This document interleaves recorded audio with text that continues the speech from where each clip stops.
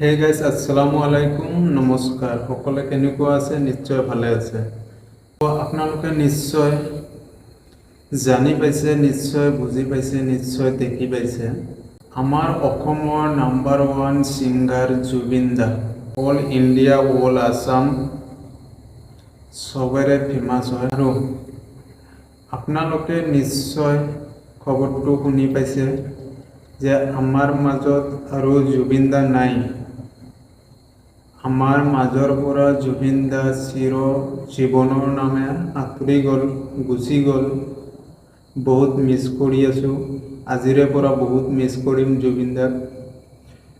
তো আপোনালোকে তো শুনি পাইছে, নিশ্চয় জানি পাইছে কেনেকৈ মৃত্যু হ'ল জুবিন দাৰ। ছিংগাপুৰত গৈছিল নৰ্থ ইষ্ট ফেষ্টিভেলত, আৰু যাই পেলাই তাতে স্পীড বোট ড্ৰাইভিং কৰোঁতে এক্সিডেণ্ট হৈ কিবা কাৰণত মৃত্যু হৈ গ'ল।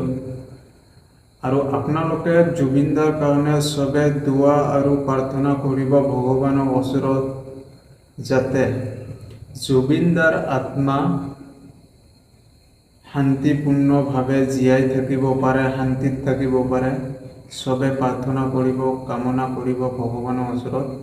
এইখিনিয়ে মোৰ ক'বলগীয়া আছিল। আৰু জুবিন দাৰ যিমান ফেন ফলোৱাৰ্ছ আছে, চবে এইটো ভিডিঅ' শ্বেয়াৰ কৰি দিয়ক।